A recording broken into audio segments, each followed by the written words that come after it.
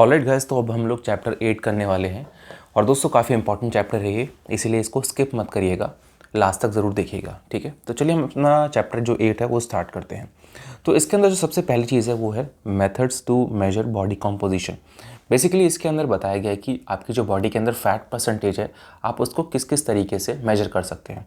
और दोस्तों आप सभी को एक और चीज़ बता देता हूँ कि इसके अंदर जो मैंने हाईलाइटर से मार्क किया हुआ है ना, वही एग्ज़ाम पॉइंट ऑफ व्यू से इंपॉर्टेंट है और वही एग्ज़ाम पॉइंट ऑफ व्यू से पूछा जा सकता है। तो इसके अंदर वैसे तो 5 मेथड दे रखे हैं, लेकिन इसके अंदर जो सबसे ज़्यादा इंपॉर्टेंट है वो है डेक्सा और हाइड्रोस्टैटिक वेइंग और उसके बाद स्किन फोल्ड मेथड। ठीक है, सबसे पहले देखते हैं हम डेक्सा मेथड में क्या होता है। डेक्सा मेथड सबसे जो है मोस्ट एक्यूरेट माना जाता है। इसके अंदर एक्सरे का यूज़ किया जाता है, एक्सरे मशीन का यूज़ करके इसके अंदर से फैट परसेंटेज को निकाला जाता है। अगला है आपका हाइड्रोस्टैटिक वेइंग। हाइड्रोस्टैटिक वेइंग को आपके एग्जाम में क्वेश्चन आ सकता है कि ऐसे कौन सी वेइंग मेजरमेंट होती है बॉडी कंपोजिशन की जिसको गोल्ड स्टैंडर्ड कहा जाता है। तो बेसिकली हाइड्रोस्टैटिक वेइंग होता है, हाइड्रो मतलब वाटर, यानी कि पानी के अंदर इसको मेजर किया जाता है फैट परसेंटेज को। ठीक है, लेकिन जो मोस्टली ट्रेनर्स होते हैं, जो मोस्टली यूज़ हुए जाता होने वाला मेथड है वो आपका कहलाता है स्किन फोल्ड मेथड। ठीक है, स्किन फोल्ड मेथड के अंदर मोस्टली जो है आपके ट्रेनर्स वगैरह जो फिटनेस प्रोफेशनल हो गए वो इसी को ही यूज़ करते हैं। अब इसके अंदर क्या चीज़ इंपॉर्टेंट है वो चीज़ देखने के लिए आपका देखिए दोस्तों, जो मेन होता है और वुमेन है, इनके कौन कौन से पार्ट से हम लोग स्किन फोल्ड करके पता लगाते हैं कि इनके बॉडी के अंदर कितना फैट परसेंट है। तो मेन के लिए जो है उनके चेस्ट वाले एरिया पे देखते हैं, थाइस पे देखते हैं, 1 inch right to the umbilical. ठीक है, ये आपका जो नेवल होता है, अम्बिलिकस जो होता है वो नेवल होता है, उससे 1 इंच ऊपर हम लोग आदमियों का देखते हैं। देन उसके बाद जो सबसे ज़्यादा इंपॉर्टेंट है, जो एग्जाम पॉइंट ऑफ व्यू से इंपॉर्टेंट है, वो वुमेन का पूछते हैं। यानी कि महिलाओं के लिए हम लोग फैट परसेंटेज कहाँ कहाँ से कौन कौन से एरिया से देखते हैं। तो वुमेन्स के लिए जो है आपका ट्राइसेप्स वाला पार्ट होता है, थाइज वाला पार्ट होता है और सुप्रेलियम होता है। सुप्रेलियम आपका इलियाक रीजन है, यानी कि हिप रीजन है, वहाँ पे पाया जाता है। तो वहाँ पे हम लोग उसको पकड़ के ऐसे स्किन फोल्ड करके देखते हैं। ठीक है, तो ये आपका मेथड बता दिया कि किस तरीके से आप सभी बॉडी फैट परसेंटेज को मेजर करते हैं, यानी कि बॉडी कंपोजिशन को मेजर करते हैं। अब उसके बाद दे रखा है methods to measure body size. इसके अंदर हम लोग किस किस मेथड से बॉडी साइज़ को मेजर करते हैं। तो बेसिकली इसके अंदर BMI है, वेट हम लोग देखते हैं, वेस्ट और हिप का रेशियो देखते हैं हम लोग, ये सारी चीज़ें देखते हैं। तो वेस्ट और हिप का जो रेशियो है वो कितना होना चाहिए, बहुत ही ज़्यादा इंपॉर्टेंट है दोस्तों, ये एग्जाम पॉइंट ऑफ व्यू से तो बहुत ज़्यादा। वेस्ट और हिप का जो रेशियो है मेल के लिए हमेशा 0.95 से अगर ज़्यादा होगा, 0.95 से ज़्यादा होगा तो उसको कार्डियोवैस्कुलर डिजीज़ यानी कि हार्ट से रिलेटेड डिजीज़ होने के चांसेस बहुत ज़्यादा हैं, यानी कि वो हाई रिस्क पे होता है। ठीक है, फिर से मैं बता देता हूँ, 0.95 से ज़्यादा अगर रेशियो आ रहा है वेस्ट टू हिप का मेल के लिए तो उसके लिए काफ़ी खतरनाक चीज़ है। वहीं पे फीमेल के लिए अगर उसका रेशियो 0.86 से ज़्यादा आ रहा है तब उसको हार्ट से रिलेटेड डिजीज़ होने के बहुत ज़्यादा चांसेस बढ़ जाते हैं। ठीक है, अब मैं बात करता हूँ कि किस तरह से मोटापा जो होता है किन किन तरीके से होता है। तो सबसे पहले आपका एंड्रॉयड शेप होता है, ठीक है, और दूसरा होता है आपका गायरॉयड शेप। एंड्रॉयड शेप बेसिकली उसको हम एप्पल शेप बोलते हैं और गायरॉयड शेप जो होता है वो पियर शेप का होता है। बेसिकली आपने देखा होगा मोटापा जो होता है, कोई लोग जो होते हैं देखने में, जो मोटे लोग होते हैं कुछ कुछ एप्पल शेप के दिखाई देंगे और कुछ लोग पियर शेप के दिखाई देंगे। ठीक है, अब जो एप्पल शेप का मैंने डिज़ाइन यहाँ पे बना रखा है, एप्पल शेप का ये रहा और पियर शेप का ऐसे बना रखा है। ठीक है, अब जो एप्पल शेप वाला होता है ये ज़्यादा रिस्की होता है क्योंकि इसके अंदर जो विसरल फैट होता है ना वो ज़्यादा होता है, विसरल फैट का अमाउंट ज़्यादा होता है, जिसकी वजह से हमको हार्ट डिजीज़ होने के चांसेस बहुत ज़्यादा बढ़ जाते हैं और आपका जो इंसुलिन रेजिस्टेंस है वो काफ़ी ज़्यादा बढ़ जाता है, इसीलिए काफ़ी ज़्यादा हार्मफुल माना जाता है एंड्रॉयड शेप वाला जो फैट होता है। ठीक है, अब मैं बात करता हूँ MET की, MET MET। MET बेसिकली क्या होता है, जब भी आप रेस्ट कर रहे होते हैं तो उस दौरान आपने जो O2 का कंजम्पशन किया होता है उसको हम MET में मेजर करते हैं। बेसिकली ये मेजरिंग यूनिट है। ठीक है, 1 MET के अंदर 3.5 ml पर kg पर मिनट आता है। ठीक है, अब जो मोस्टली हम लोग जो डेली की एक्टिविटी करते हैं जिसको हम ADL बोलते हैं, एक्टिविटीज़ ऑफ डेली लाइफ, उसके अंदर हमें 5 MET की रिक्वायरमेंट होती है। ठीक है, यहाँ तक आई होप आप सभी को समझ में आ गया होगा। आगे बढ़ते हैं। अब इसके अंदर हम लोग देखते हैं कार्डियो रेस्पिरेटरी फिटनेस टेस्ट। हाँ जी हाँ दोस्तों, ये बहुत ज़्यादा इंपॉर्टेंट है, कार्डियो रेस्पिरेटरी फिटनेस टेस्ट। ठीक है, अब देखो दोस्तों, इसके अंदर वैसे तो काफ़ी लिखे हुए हैं लेकिन इसके अंदर जो सबसे ज़्यादा इंपॉर्टेंट है वो है आपका वेंटिलेटरी थ्रेशोल्ड टेस्ट और दूसरा है आपका फील्ड टेस्ट। ठीक है, ventilatory threshold test VT1 VT2 सब मैक्सिमल टॉक टेस्ट क्या होता है वो मैंने ऑलरेडी आपको चैप्टर 5 में बता रखा है। चैप्टर 5 का जो लिंक है ना मैं नीचे डिस्क्रिप्शन में डाल दूंगा, आप सभी मेरे चैनल पे जाके वहाँ पे मैंने एक प्लेलिस्ट बना रखी है, वहाँ पे भी जाके आप सभी देख सकते हैं। बहुत ही ज़्यादा इंपॉर्टेंट है दोस्तों। अगर आप सभी को VT1 VT2 समझ में नहीं आएगा ना तो आपके लिए बहुत ज़्यादा हार्मफुल हो जाएगा आगे की चीज़ों को समझना। इसीलिए मैं आप सभी से गुजारिश करूँगा कि VT1 VT2 ये सारी चीज़ें आप सभी टॉक टेस्ट क्या होता है ये सभी जाके चैप्टर 5 में ज़रूर देखिएगा, तभी आपको बाकी की चीज़ें समझ में आएंगी। ठीक है, अब बेसिकली अब अगला जो है फील्ड टेस्ट है। फील्ड टेस्ट के अंदर जो है VT2 से रिलेटेड चीज़ें जुड़ी हुई होती हैं। इसके अंदर हम लोग Rockport fitness walking test होता है जिसमें 1 माइल के लिए रन करवाते हैं और रन नहीं करवाते, 1 माइल के लिए वॉक करवाते हैं और 1.5 माइल के लिए रन करते हैं। ठीक है, तो ये आपका फील्ड टेस्ट होता है। VT1 VT2 ये सारी चीज़ें मैंने फिर से बता रहा हूँ चैप्टर 5 में करा रखी हैं, आप सभी वहाँ पे जाके ज़रूर करिए। और अभी मैं आपको एक बार ओवरव्यू भी दे दूँगा, पहले मैं आगे आपको दूसरी चीज़ें बता देता हूँ। ठीक है, तो बेसिकली मैंने आपको एक और चीज़ बताई थी कि IFT मॉडल होता है। IFT मॉडल के अंदर जब हम लोग फंक्शनल और रेजिस्टेंस ट्रेनिंग करते हैं तो उसके अंदर जो सबसे पहला होता है स्टेबिलिटी एंड मोबिलिटी। दूसरा फेज़ आता है हमारा, कौन सा फेज़ आता है दूसरा बताओ दोस्तों, कमेंट करके मुझे बताना कि दूसरा फेज़ कौन सा होता है।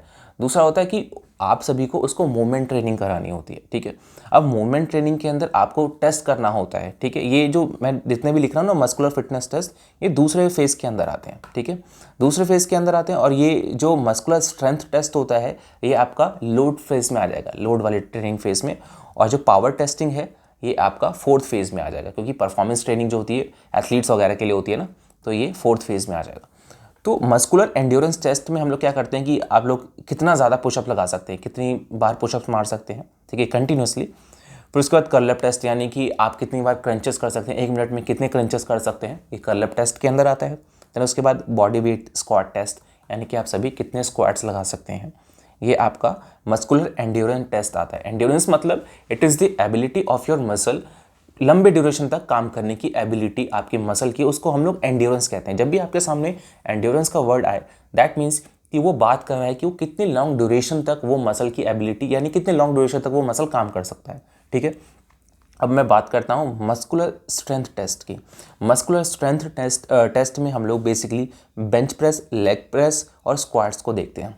1 RM बेसिकली RM होता क्या है, 1 RM का मतलब है कि आपका मैक्सिमम वेट कितना उठा सकते हैं जिसमें कि सिर्फ और सिर्फ आप एक ही रैप निकाल पाए। कितना आप सभी मैक्सिमम वेट उठा सकते हैं जिसमें आप सभी सिर्फ और सिर्फ एक रैप निकाल पाए। जैसे मान लीजिए एक लड़का है गोलू, ठीक है, उस बंदे को 100 किलो के बेंच प्रेस में सिर्फ वो एक रैप निकाल सकता है, दैट मीन्स कि वो उसका 1 RM है। ठीक है, तो ठीक उसी तरीके से लेग प्रेस में भी 1 RM, ये हम लोग मस्कुलर स्ट्रेंथ टेस्ट करते हैं। स्क्वाट में भी देखते हैं कि उसका 1 RM कितना है। ठीक है, देखा होगा आपने मोस्टली जिम के अंदर बंदे बोलते हैं ना कि मेरा 1 RM स्क्वाट्स में 160 kg है, 180 kg है। और कमेंट करके बताना अगर आप सभी एक्सरसाइज कर रहे हैं तो आप लोग कमेंट करके बताना कि आपका 1 RM कितना है अभी तक का। ठीक है, अब मैं बात करता हूँ तीसरा जो टेस्ट है वो पावर ट्रेनिंग टेस्ट होता है। बेसिकली ये एथलीट्स वगैरह के लिए ही हम लोग यूज़ करते हैं मोस्टली। ठीक है, जिसमें कि आपका प्रो एजिलिटी टेस्ट होता है और 40 यार्ड डैश टेस्ट होता है। बेसिकली ये एथलीट्स वगैरह के लिए होता है, क्योंकि मैंने आपको बताया था ना जो 4th फेज़ होता है हमारा फंक्शनल और रेजिस्टेंस ट्रेनिंग का, जो 4th फेज़ होता है परफॉर्मेंस ट्रेनिंग, ठीक है, उसके अंदर हम लोग मोस्टली एथलीट्स वगैरह को ही ट्रेन करते हैं। और उसके अंदर एजिलिटी मतलब स्पीड होगी, एजिलिटी, क्विकनेस, रिएक्टिवनेस, कितनी तेज़ी से वो कर सकता है, वो सारी चीज़ें इसमें देखी जाती हैं। अब हमारे पास आता है वेंटिलेटरी थ्रेशोल्ड सब मैक्सिमल टॉक टेस्ट, VT2, ये सारी चीज़ें इसके अंदर आ रही हैं। एक मिनट मैं देख लूँ और क्या क्या है। हाँ, सो बेसिकली दोस्तों मैंने आपको ये सारी चीज़ें बता रखी हैं, फिर से मैं आपको एक बार फिर से बता देता हूँ। देखिए दोस्तों क्या होता है वेंटिलेटरी थ्रेशोल्ड, बहुत ही इजी लैंग्वेज में आप सभी को समझाऊंगा मैं। ठीक है, अब आप लोग ट्रेडमिल पे वॉक कर रहे हैं, मान लीजिए आप 5 की स्पीड पे वॉक कर रहे हैं, मैंने स्पीड को बढ़ा दिया है, 6 कर दिया है। 5 की स्पीड पे आप नॉर्मली वॉक कर रहे थे, ठीक है, 6 के स्पीड पे मैंने स्पीड बढ़ा दी है। अब आप लोग वॉक कर रहे हैं, अब मैं आपसे बातें कर रहा हूँ। 5 की स्पीड पे भी मैं आपसे बोल रहा था कि ABCD बोलिए, आपने ABCD बहुत आराम से बोल रहे थे, लेकिन जैसे मैंने उसकी स्पीड जो है 6 कर दी, ठीक है, 6 की स्पीड पे अब आप बोल रहे हैं ABCD ऐसे करके बोल रहे हैं आप। दैट मीन्स कि आपकी जो सांसें हैं ना वो टूटना स्टार्ट हो गई हैं। ठीक है, सांसें जहाँ से टूटना स्टार्ट हो जाती हैं उसको हम बोलते हैं VT1, ठीक है, first ventilatory threshold. I hope आप सभी को यहाँ तक समझ में आ गया होगा, ठीक है। अब मैं और ज़्यादा स्पीड बढ़ा देता हूँ। मान लो मैंने उसको कर दिया है 10, स्पीड जो है ट्रेडमिल की उसको मैंने 10 कर दिया। अब आप लोग बहुत तेज़ी से भाग रहे हैं, 10 क्या छोड़ो, मैं 15 कर देता हूँ, बहुत तेज़ी से भाग रहे हैं, बहुत तेज़ी से, ठीक है। अब मैं बोल रहा हूँ कि आप बोलिए ABCD, आप बोलेंगे A B, मतलब बहुत ही ज़्यादा डिफ़िकल्टी होगी, बहुत ज़्यादा। दैट मीन्स कि आप अपने VT2 पे पहुँच गए या फिर उससे ऊपर हैं, यानी कि सेकंड वेंटिलेटरी थ्रेशोल्ड पे पहुँच चुके हैं या फिर उससे ऊपर हैं, ठीक है। तो ये टॉक टेस्ट होता है।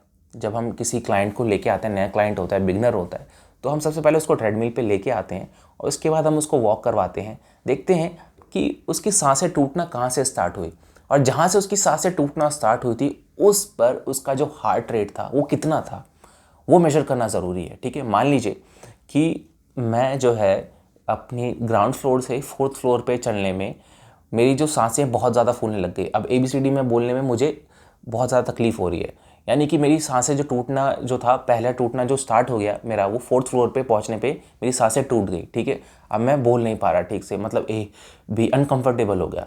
अब मैं वहाँ पे अपना हार्ट रेट मेजर करूँगा कि मेरा हार्ट रेट कितना है। अब मैं देखूँगा कि मेरा हार्ट रेट जो है वो 130 आ गया है, ठीक है। अब 130 हार्ट रेट पे मेरा फर्स्ट वेंटिलेटरी थ्रेशोल्ड जो है वो हिट हो गया है। लेकिन इसका मतलब क्या है दोस्तों, इसका मतलब ये होता है आपको इससे ना फिटनेस के लेवल का पता चलता है, यानी कि जितना जल्दी आप सभी थक जाते हैं उतना ज़्यादा आपकी फिटनेस लेवल ख़राब है, ठीक है। यानी कि फर्स्ट वेंटिलेटरी थ्रेशोल्ड, यानी कि आप सभी बहुत ही जल्दी थक गए, आपकी सांसें बहुत जल्दी फूलने लग गई हैं, तो वो आपका फर्स्ट वेंटिलेटरी थ्रेशोल्ड आपने बहुत जल्दी हिट कर लिया। दैट मीन्स कि आपकी जो फिटनेस लेवल है वो काफ़ी ज़्यादा पुअर हो रखी है, उसी को इम्प्रूव करना होता है, ठीक है। एक्सरसाइज के दौरान कार्डियो रेस्पिरेटरी ट्रेनिंग होती है ना, जो दूसरा फेस है IFT मॉड्यूल का, उसी के अंदर हम लोग वो सारी चीज़ें करते हैं, ठीक है। सो बेसिकली मैंने इसके अंदर यही सारी चीज़ें लिखी हुई हैं, आप सभी इसका नोट्स बना लीजिएगा, ठीक है। जो जो मैंने चीज़ें लिखी हैं, जो जो मार्क किया हुआ है, वो सारी चीज़ें आप सभी इसके अंदर देख सकते हैं और इसका नोट्स बना लीजिए, ये बहुत ही ज़्यादा ज़रूरी है आप सभी के लिए। आपको ये सारी चीज़ें समझना बहुत ज़्यादा ज़रूरी है। अगर आप इसको मतलब आगे अप्लाई करते हैं, अपने क्लाइंट्स के ऊपर अप्लाई कर रहे हैं, तो आपको इसको समझना बहुत ज़्यादा ज़रूरी है, ठीक है। तो अब आप आगे बढ़ते हैं। अगर आपको कोई भी सवाल होगा तो नीचे कमेंट बॉक्स में मुझसे पूछ लीजिएगा। तो देखिए दोस्तों, आगे बढ़ते हैं। आगे जो अगला है आपका है रॉकपॉट फिटनेस वॉकिंग टेस्ट। इसमें बेसिकली 1.6 किलोमीटर की हम लोग वॉक करवाते हैं, इसमें रनिंग भी कर सकते हैं आप सभी, ठीक है। सो बेसिकली ये हम लोग use to determine VO2 max from a client immediate post workout HR, मतलब कि इसमें हम लोग VO2 मैक्स को डिटरमाइन करने के लिए किसी भी क्लाइंट का हम लोग ये वाला टेस्ट करवाते हैं। उसको बेसिकली ट्रेडमिल पे हम लोग 1.6 किलोमीटर की वॉक देखते हैं कितनी जल्दी वो कर सकता है, चाहे उसमें वो रनिंग करे कुछ भी करे, ठीक है। अब अगला जो है वो है, हाँ एक और चीज़ इसमें बता देता हूँ कि इसमें एक और चीज़ मैंने मार्क की हुई है, this test will under predict VO2 max in fit individual, यानी कि फिट इंडिविजुअल में ये एक्यूरेट नहीं आता, ठीक है। तो इस चीज़ का आपको ध्यान रखना पड़ेगा। अब देन उसके बाद मैं बात करता हूँ 1.5 माइल रन टेस्ट। इसमें बेसिकली क्या होता है कि हम लोग रनिंग करवाते हैं, यानी कि 2.5 किलोमीटर की रनिंग करवाते हैं और देखते हैं कि कितना जल्दी वो इस टारगेट को अचीव कर पाता है। हम लोग स्टॉप वॉच लगा लेते हैं और देखते हैं कि वो कितनी जल्दी वो इस टारगेट को अचीव कर पाता है। बेसिकली ये जो US के नेवी सील्स वगैरह होते हैं ना, वहाँ पे ये ट्रेनिंग दी जाती है, ठीक है। अब आपका अगला है वो है आपका YMCA सब मैक्सिमल स्टेप टेस्ट। बेसिकली ये 3 मिनट का होता है। इसके अंदर हम लोग post exercise recovery heart rate को इवेलुएट करते हैं, ठीक है। अब जितना कम आपका एक्सरसाइजिंग रिकवरी हार्ट रेट होगा उतना ज़्यादा आपका फिटनेस लेवल होगा। बेसिकली इसमें क्या करते हैं, हमारे पास स्टेपर होता है, ठीक है। अब स्टेपर में हम लोग कैसे up up down down, up up down down, up up down down, up down down ऐसे करते हैं, ठीक है। ये बेसिकली हम लोग इसको ये सारी चीज़ें लिखी हुई हैं कि कितने इंच पे सेटअप करना है, कितने फुट प्लेसमेंट होनी चाहिए, ठीक है, कितने देर तक आपको करना है, 3 मिनट तक करना है। देन उसके बाद उसको बिठा देना है क्लाइंट को, 5 सेकंड के अंदर अंदर अब आपको उसका जो है हार्ट रेट मेजर करना है, उसके पल्स को मेजर करना है, उसके हार्ट रेट को उसके पल्स के द्वारा मेजर करना है, ठीक है। तो देखना पड़ेगा 1 मिनट तक लगातार आपको उसके पल्स को मेजर करना है और देखना है कि उसका रिकवरी हार्ट रेट कितनी जल्दी आ रहा है, ठीक है, मतलब कितनी जल्दी वो रिकवर हो रहा है। मैंने यहाँ पे लिखा हुआ है ना, कि लोअरिंग द एक्सरसाइज और recovery heart rate higher the level of fitness, यानी कि उसका रिकवरी हार्ट रेट जितना कम होगा उतना ज़्यादा उसका फिटनेस लेवल होगा, ठीक है। YMCA स्टेप टेस्ट होता है। अब देन उसके बाद हम बात करते हैं bench press ratio, weight ratio. Basically कब माना जाता है कि ये बंदा जो है उसका मस्कुलर स्ट्रेंथ काफ़ी सही है, कब माना जाएगा? मान लीजिए एक बंदा है 100 किलो का, ठीक है, और वो बेंच प्रेस उठाता है, यानी कि जो एक्सरसाइज कर रहा है उसमें वो उसका जो 1 रैप मैक्स है वो है 100 किलो, ठीक है। 100 किलो का बंदा था, तो इसका जो रेशियो निकालते हैं हम कैसे निकालते हैं? वेट पुश्ड, यानी कि 100 किलो का बंदे ने 100 किलो का वो मारा है, बेंच प्रेस मारा है, तो वेट पुश्ड अपॉन में बॉडी वेट, नीचे आएगा 100 ऊपर आएगा 100, उसको डिवाइड करेंगे तो उसका रेशियो कितना बन गया? 1, ठीक है। अगर उसका रेशियो 1 से ज़्यादा है तो दैट मीन्स कि उस मेल की जो स्ट्रेंथ है वो काफ़ी अच्छी है। अगर किसी फीमेल का रेशियो 0.6 से ज़्यादा है दैट मीन्स कि उस फीमेल की जो स्ट्रेंथ है वो काफ़ी ज़्यादा अच्छी है, ठीक है। अब दोस्तों अब मैं बात करता हूँ ये जो रैप्स वगैरह लिखे हुए हैं 1 RM के 75% कितना होता है, ये सारी चीज़ें बहुत ज़्यादा इंपॉर्टेंट है। 1 RM आपको समझ में आ गया होगा, ठीक है दोस्तों। अब मैं बात करता हूँ कि बेसिकली 75% ऑफ 1 RM क्या होता है, ये सारी चीज़ें 10 रैप्स वगैरह क्या होती हैं। मान लीजिए कि आप जो है 100 किलो की बेंच प्रेस लगा रहे हैं, ठीक है। 100 किलो की बेंच प्रेस में आप सिर्फ और सिर्फ एक ही बार उठा पाते हैं, ठीक है, एक ही बार उसको पुश कर पा रहे हैं, एक ही बार आपने उसको उठाया, दैट मीन्स कि 100 किलो आपका 1 RM हो गया, ठीक है। अब उसका 60%, 100 किलो का 60% कितना हुआ? 60 kg, ठीक है। या मान लीजिए कि 100 किलो का मैं 75% कितना हुआ? 75% हुआ 100 किलो का 75 kg, ठीक है। अब मैं उसको 75% ऑफ 1 RM तभी मानूंगा अगर 75 kg में मैं 10 रैप निकाल पाऊँ, ठीक है। आई होप आप सभी को समझ में आ गया होगा। दोबारा बताता हूँ कि 100 kg का 75% ऑफ 1 RM, मेरा जो 1 RM है वो है 100 kg। अब मैं 75% ऑफ 1 RM निकाल रहा हूँ, यानी कि 75 kg से मैं बेंच प्रेस कर रहा हूँ, अगर उसमें मैं 10 रैप निकाल रहा हूँ ना तभी वो कहलाएगा मेरा 75% ऑफ दैट पर्टिकुलर वेट, यानी कि 100 किलो का, ठीक है। तो ठीक उसी तरह से अगर मैं 12 रैप्स निकाल रहा हूँ, 67% में मुझे 12 रैप्स निकालने हैं तभी वो 67% कहलाएगा, 65% में 15, 95% में 2, ठीक है। अब क्वेश्चन इसके अंदर एग्जाम के अंदर क्या आता है? क्वेश्चन आता है एग्जाम के अंदर कि 15 किलो से एक बंदा है, 15 किलो से वो 10 रैप निकाल रहा है एंड 15 किलो उसका जो है 1 रैप मैक्स का 75% है। ये बहुत ही इंपॉर्टेंट है, ध्यान से देखना। 15 किलो जो है 75%, 1 रैप मैक्स का 75% है, ठीक है। तो 1 RM निकालिए कि 1 RM सामने वाले बंदे का कितना होगा, मैथमेटिक कैलकुलेशन है।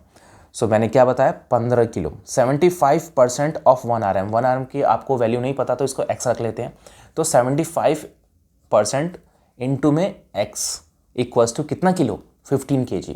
अब एक्स की वैल्यू निकालने के लिए आपको क्या करना पड़ेगा?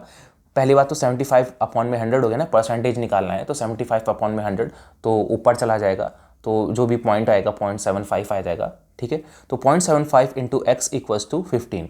अब एक्स की वैल्यू क्या होगी? एक्स बराबर 15 अपॉन में 0.75। अब काट पीट करके जो भी वेट आएगा वो आपका कहलाएगा 1 रैप मैक्स, वो 1 रैप मैक्स का आपका वेट होगा, ठीक है।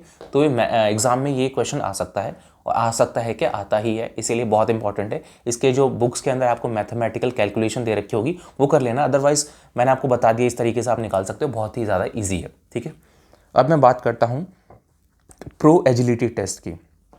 प्रो एजिलिटी टेस्ट क्या होता है? Basically it is the ability to accelerate, decelerate, change the direction, accelerate again, यानी कि बहुत ही ज़्यादा स्पीड में हम लोग आगे जा रहे हैं, भाग रहे हैं, पीछे आ रहे हैं, बहुत ही ज़्यादा स्पीड में मैंने बढ़ा ली, फिर अचानक से अपनी स्पीड को रोक लिया, फिर अपने डायरेक्शन को चेंज कर लिया।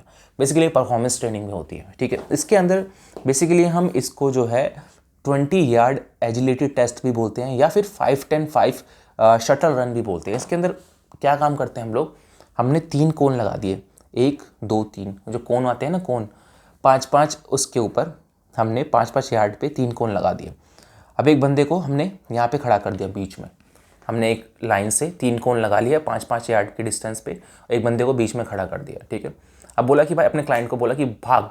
अब वो भागेगा ऐसे, यहाँ पे जाएगा 5 यार्ड पे, फिर उसके बाद यहाँ पे नहीं रुकेगा, वो आएगा इधर वाले कोन पे आएगा, तो 5 + 5 जो कि 10 के यार्ड के डिस्टेंस पे था, तो यहाँ पे आएगा, तो वो 10 यार्ड कवर करेगा, फिर यहाँ पे आके इसको क्रॉस कर लेगा, यानी कि 5 यार्ड और कवर कर लेगा।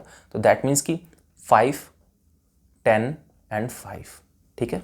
तो ये आपका कहलाता है क्या बोलते हैं इसको, प्रो एजिलिटी टेस्ट, जिसको हम 20 यार्ड एजिलिटी टेस्ट भी बोलते हैं, ठीक है। बेसिकली ये एथलीट्स वगैरह के लिए होता है, ठीक है। देन उसके बाद आपका आता है 40 यार्ड डैश टेस्ट। बेसिकली इसमें भी सेम चीज़ है, इसके अंदर हम लोग वही डिटरमाइन करते हैं, एक्सेलरेशन, स्पीड, एजिलिटी, वो सारी चीज़ें देखते हैं हम लोग। इसके अंदर बेसिकली हम लोग 40 यार्ड करते हैं, उसके अंदर 20 यार्ड था, इसमें 40 यार्ड कर देते हैं, ठीक है। अब देखिए दोस्तों, फिटनेस टेस्ट की एक्यूरेसी किन बातों पे डिपेंड करती है।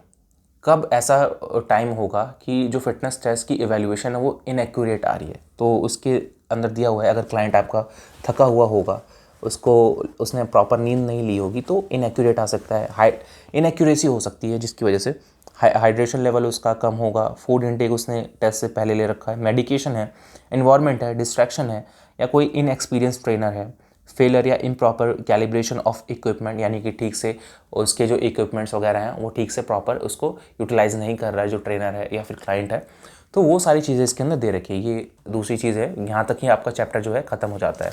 ये जो नी वाल्गस वगैरह है वो दूसरे चैप्टर का है, ठीक है। तो आई होप दोस्तों आपको चैप्टर 8 जो है वो समझ में आ गया होगा। बहुत ही इजी चैप्टर है, इसको आराम से समझिएगा। और फिर से मैं बता रहा हूँ, VT1, VT2, VO2 max, VO2 max basically the amount of oxygen consumption after your workout, वो सारी चीज़ें आप सभी को समझना बहुत ज़रूरी है। इसीलिए चैप्टर 5 ज़रूर देखिएगा। मैं नीचे डिस्क्रिप्शन में भी उसका लिंक डाल दूंगा। इफ़ इन केस मैं भूल गया तो आप सभी मेरे चैनल पर जाके वहाँ पर प्ले लिस्ट बना रखी है मैंने, चैप्टर 5 को ज़रूर देखिएगा। तो आई होप दोस्तों आपको ये चैप्टर समझ में आ गया होगा। अगर चैप्टर समझ में आ गया तो इसको लाइक कीजिएगा। अगर आपका कोई भी सवाल है तो नीचे कमेंट बॉक्स में मुझसे ज़रूर पूछिएगा। तब तक आप सभी हंसते रहें, मुस्कुराते रहें और पढ़ते रहें। Bye bye, take care.